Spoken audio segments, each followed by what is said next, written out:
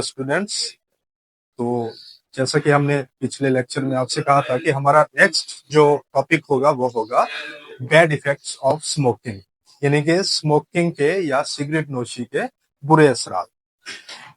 तो क्योंकि हम गैसियस एक्सचेंज पढ़ रहे हैं और रेस्पिरेटरी सिस्टम से मुतालिक हमारी डिस्कशन रही इस चैप्टर के अंदर, तो एट द एंड हम देख रहे हैं कि जो डिसऑर्डर्स हैं रिलेटेड टू रेस्पिरेटरी सिस्टम और उसकी वजूहात में सबसे बड़ी वजह हम देख रहे थे कि पिछले लेक्चर में कॉमन एक चीज आ रही है, वो है स्मोकिंग। अब स्मोकिंग जो है इसके क्या क्या बुरे असरात हो सकते हैं। पहली बात तो स्मोकिंग जो है वो किस अंदाज में हो सकती है। तो दो तरह से स्मोकिंग, एक बंदे जो खुद स्मोकिंग करते हैं और एक वो बंदे हैं, वो लोग हैं जो उस धुएं के साथ इनडायरेक्टली एक्सपोज हो रहे हैं, उसके सामना कर रहे हैं उसका।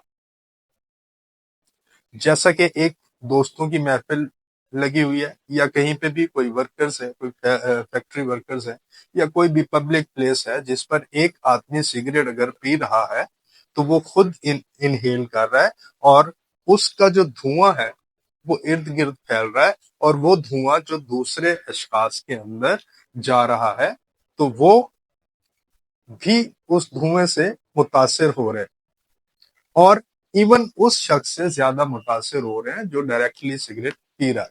तो इसको हम कैटेगराइज करते हैं स्मोकिंग को कि एक्टिव स्मोकिंग और पैसिव स्मोकिंग। एक्टिव स्मोकिंग जो है वो डायरेक्टली जो बंदा सिगरेट पी रहा है वो एक्टिवली स्मोक को अंदर ले जा रहा है, यानी कि वो जब सिगरेट पिएगा तो क्या होता है कि ये एजेस, यहां से जो धुआं है वो यहां से गुजरता हुआ थ्रू फिल्टर्स उसके मुंह के अंदर जाता है। आप देखते हैं सिगरेट के पीछे एक फिल्टर लगा होता है। उस फिल्टर का काम क्या है कि बहुत सारे केमिकल्स को वो वहीं पे रोक लेता है, अपने अंदर ही रोक लेता है और वो थ्रू इनहेलेशन अंदर नहीं जा पाते। तो वो काफी हद तक जो है ना वो नुकसानदेह मटेरियल्स को अपने अंदर रोक लेता है। लेकिन जो पैसिव स्मोकिंग है, यानी कि ये जो एज है, जो जलने वाला एज है, सिगरेट का किनारा है, वहां से जो धुआं निकल रहा है तो वो धुआं फिल्टर हुए बगैर ही फिजा के अंदर शामिल हो रहा है और जिस जिस बंदे के अंदर वो जा रहा है तो बगैर फिल्ट्रेशन के जा रहा है और उसके अंदर केमिकल्स की रेशियो ज्यादा है बनिस्बत एक्टिव स्मोकिंग। तो उस बंदे के अंदर ज्यादा चांसेस हैं कि उसका रेस्पिरेटरी ट्रैक जो है वो डिस्टर्ब हो जाए। तो बहरहाल ये तो वेज है जिनके जरिए से हम धुएं को अंदर लेके जाते हैं।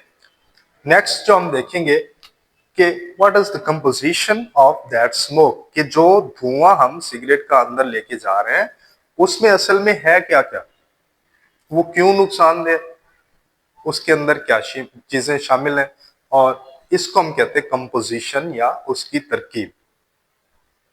तो अगर हम देखें 4000 से 7000 केमिकल्स सिगरेट के धुएं में मौजूद होते हैं और ये बहुत बड़ी तादाद है और इनमें से ज्यादातर जो है वो बहुत नुकसानदेह है, जिनमें से कुछ को हमने यहाँ पे लिस्ट भी किया हुआ है। जैसे टार,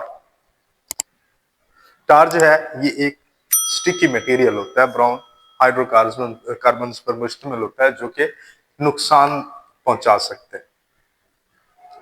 इसके अलावा निकोटीन, निकोटीन जो है वो हमारे ब्रेन और नर्वस सिस्टम को डायरेक्ट इफेक्ट करता है।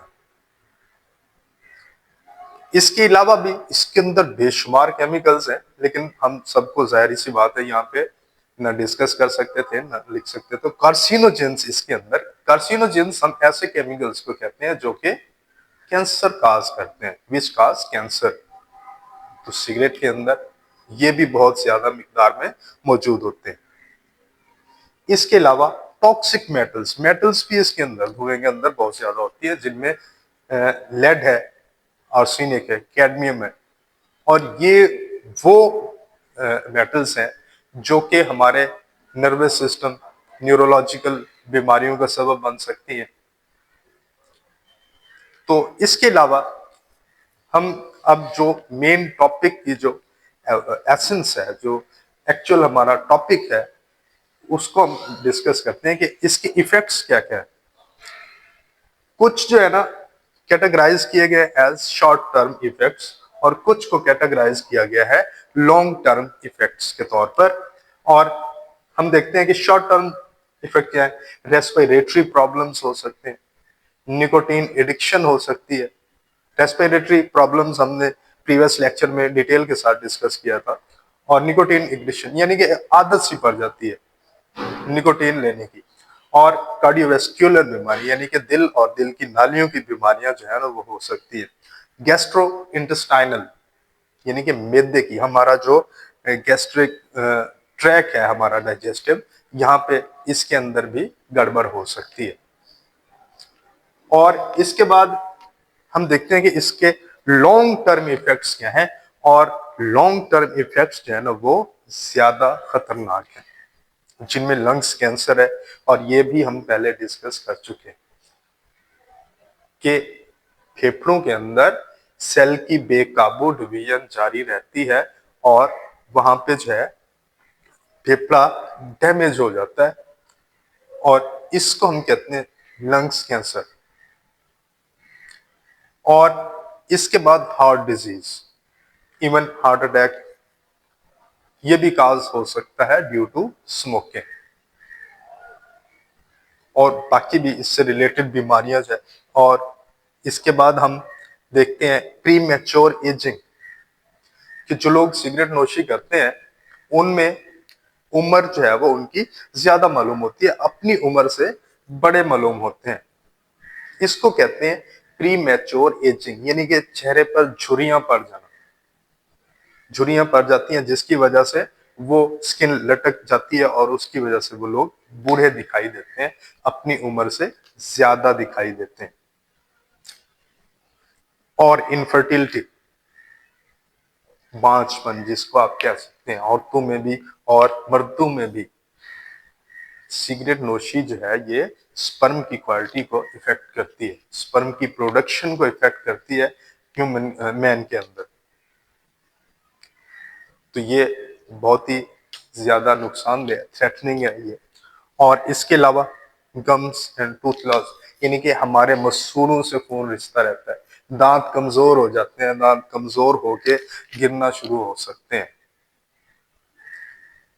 और आई प्रॉब्लम्स हो सकते हैं, यानी कि हमारी आंखों में मुसलसल जलन रहती है, इवन आई साइट डिस्टर्ब हो सकती है। जैसे कि आप अगर कोई बंदा सिगरेट पीता है तो साहब धुआं वो उसकी आंखों में भी जा रहा है, और आंखें जब बार बार उस धुएं का सामना करेंगी तो उनमें जलन भी रहती है, और उनकी आई साइट भी जो है वो मुतासर होती है। इसके बाद गैंग्रीन, आपने देखा होगा वो जो सिगरेट की डब्बी होती है उस पे भी छपी होती है एक तस्वीर, पाँव खराब हुए की या होंठ खराब हुए की। तो पाँव के खराब होना, ये टांगों का खराब, ये सेल्स टिश्यूज डैमेज हो जाते हैं, ये गैंग्रीन की बीमारी है। और इसकी वजह से जो है ना वो काफी प्रॉब्लमेटिक हो सकती है ये। इसके बाद हम देखते हैं कि आजकल जो है ना वो स्मोकिंग ने एक जिद्दत इख्तियार कर ली है, मॉडर्न जमाना है तो उसके हिसाब से स्मोकिंग भी थोड़ी सी मॉडर्न हो रही है। और उसकी फॉर्म है एक वेप। वेपिंग जो है वो आजकल की यंग जनरेशन में बहुत ही आम हो रही है, कॉमन हो रही है। और वो इस बात को ढाल बना रहे हैं कि ये जी बहुत ही नुकसान, इसका कोई नुकसान नहीं। इसका नुकसान मेरा भाई है, ये भी सिगरेट है। और इवन कुछ नुकसानात जो है वो इसके सिगरेट से भी ज्यादा है। जी हाँ, अगर हम इसका कंपैरिजन करें तो बाकी चीजें जो है ना, वेपिंग और सिगरेट, बाकी चीजें इनकी कॉमन है कि ये न्यूरोलॉजिकल बीमारियों का सबब बनती है, कार्डियोवैस्कुलर बीमारियों का सबब बनती है, और गैस्ट्रो इंटेस्टाइनल बीमारियों का सबब बनती है। और ये वाली जो लिस्ट है, वेपिंग से भी ये सारी प्रॉब्लम्स हो सकती हैं। लेकिन जो बोनस है, जो एक्स्ट्रा है वेपिंग की वजह से, वो क्या है? वो हम देखते हैं कि इसके अंदर ई लिक्विड होता है, जिसके अंदर फ्लेवर होता है ना, आपने देखा होगा कि ये लिक्विड होता है, और ये लिक्विड जो है ना बहुत सारे केमिकल का मिक्सचर होता है। तो वो सिगरेट से ज्यादा नुकसान पहुंचा सकते हैं। इसके बाद इसका जो धुआं होता है वो अल्ट्रा फाइन होता है। आप देखें, सिगरेट का धुआं और इस जो वेप का धुआं है, इन दोनों के टेक्सचर में बहुत ज्यादा फर्क होता है। ये फाइन होता है, फौरन तहलील हो जाता है हवा के अंदर, और जैसे ये फेफड़ों में जाता है तो फेफड़ों के अंदर ये पेनिट्रेट करता है, जज्ब होता है। जबकि सिगरेट का धुआं जो है वो अक्यूमुलेट होता है, यानी कि वो वहां पे जमा होता है। सिगरेट का धुआं एक लेयर के सूरत में जमा होता है, उसका जो भी मटेरियल जा रहा है, और ये जो है वो पेनिट्रेट हो रहा है, फेफड़ों के अंदर जज्ब हो रहा है, और अंदर जज्ब होने के बाद फेफड़ों के जो है ना वो कंडीशन ही चेंज कर देता है। जिस तरह पॉपकॉर्न होता है, फ्लफी फ्लफी टाइप जो है ना वो मटेरियल बन जाता है। तो इस कंडीशन को भी पॉपकॉर्न लंग्स कहते हैं, और ये डाई एसिटाइल फ्लेवरिंग की वजह से होता है, यानी कि जो उसके अंदर फ्लेवर होते हैं उसकी वजह से ये खतरात बहुत ज्यादा हो सकते हैं। तो ये कुछ इजाफी नुकसानात कह लें या हार्म्स कह लें जो कि वेपिंग से हो सकते हैं। बाकी सिगरेट की जो बीमारियां वो भी कॉमन है वेपिंग और सिगरेट में। इसका मतलब ये भी नहीं है कि सिगरेट जो है वो फायदेमंद है। सिगरेट नुकसानदेह, वो भी बहुत ज्यादा नुकसानदेह, वेपिंग भी नुकसानदेह है, ओवरऑल स्मोकिंग जो है वो नुकसानदेह चीज है। तो मेरी आप जनरेशन से, आप स्टूडेंट से ये रिक्वेस्ट है कि आप जितना हो सके इसको अवॉइड करने की कोशिश करें। Thank you so much.